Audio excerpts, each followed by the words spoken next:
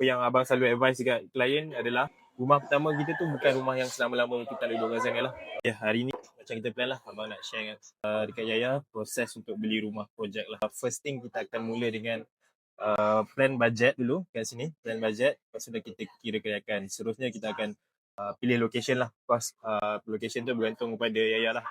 Nak dekat dengan tempat kerja ke ataupun ada location yang memang Yaya suka daripada kecil dah aim nak duduk kat situ ke. Lepas tu kita akan fahamkan projek lah. So untuk fahamkan projek ni actually sekarang ni ada dua option lah. Sama ada kita pergi online briefing.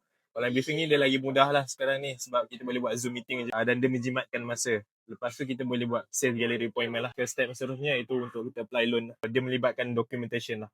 Berapa bulanan yang Yaya rasa selesa nak bayar untuk rumah sendiri. Just nak bagi idea, kalau 1,500 ni rumah yang berharga lebih kurang dalam 300,000 lah. Pernah tak sebelum ni buat cek kelaikan loan perumahan? Belum pernah. Okay. Nak tak kalau kita buat quick check sekejap? Dia buat anggaran je supaya lepas ni Yaya boleh tahu bajet macam mana yang okey. Okay, untuk kira kelaikan ni, first ni kita nak tahu dulu lah gaji bersih berapa. Komitmen dengan bank? Komitmen dengan bank, kereta je. Apa yang abang selalu advise dekat klien adalah rumah pertama kita tu bukan rumah yang selama-lama kita nak duduk kat sana lah. So rumah pertama, kalau boleh kita jangan commit maksimum. Contoh macam tadi abang share, maksimum Yaya boleh pinjam berapa. Tapi seboleh-bolehnya jangan commit untuk apply for maximum amount lah.